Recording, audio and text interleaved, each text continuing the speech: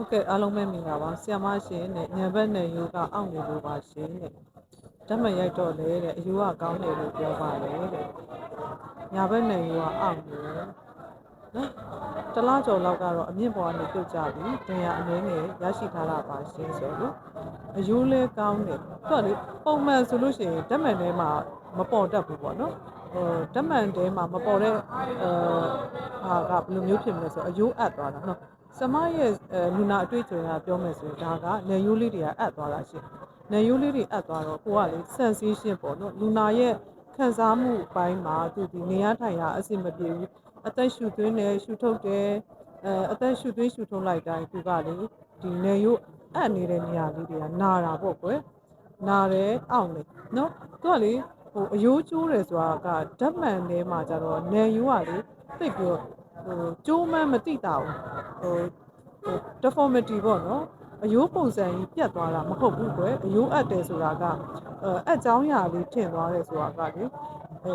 သိပ်ပြီးတော့ဓာတ်မှန်ထဲမှာကလေထင်ထင်ရှားရှားမပေါ်တတ်ဘူးပေါ့နော်လူနာရဲ့ sensation ပိုင်းမှာကြတော့သူကအခြားဘာကြောင့်အောင်လဲเนาะကိုကသူကဒဏ်ဖြစ်သွားတာရှင့်เนาะဟိုနန်ယိုးလေးအပ်ပြီးတော့ဒဏ်ဖြစ်သွားတာမလို့အောင်တာเนาะအဲ့ဒါကြောင့်အောင်တာလीเนาะကိုကအမြင့်ပေါ်ကနေပြုတ်ကြတယ်နန်ယိုးလေးကဒဏ်ဖြစ်သွားပြီးတော့အောင်သွားတယ်เนาะကျမအကြံဉာဏ်ပေးလမ်းညွှန်ချင်တာကတော့အတက်နိုင်ဆုံးအငြိမ်နေပါနာနာနေနေပါအလေးပင်မမပါနဲ့ဒီအပိုင်းလေးကိုကားဆိုင်ကအစီမများပါနဲ့နော်အနည်းနဲ့လုံးဝမခံပါနဲ့ကိုတက်တောင့်တက်တာနေပြီပေါ့နော်အဲ့ဆိုရင်တော့တဖြည်းနဲ့အယိုးအပ်သွားတဲ့နေရာလေးကပုံမှန်အတိုင်းပြန်ဆက်သွားပါလိမ့်မယ်ဒီအပိုင်းအတော်အတွင်းကိုနံပါတ်1အချက်အနေနဲ့ရေခဲရေလုံးဝမတောက်ပါနဲ့နံပါတ်2အရေးကြီးဆုံးအချက်အနေနဲ့အငြိမ်နေပါနာနာနေပါနံပါတ်3လိုက်နာမယ့်အချက်အနေနဲ့အနည်းနဲ့လုံးဝမခံပါနဲ့နော်အကိုက်ခဲပျောက်စီးတွေပါတွေတောက်တာတွေမလုံးနဲ့အတက်နိုင်ဆုံးအငြိမ်နေပြီးအဆင်ပြေပါပဲအစားတောက်အနေနဲ့ဆိုလို့ရှိရင်ကျမတို့တော့အစာလေးစီးလဲအစာဆိုသလိုကျမတို့တော့ဟို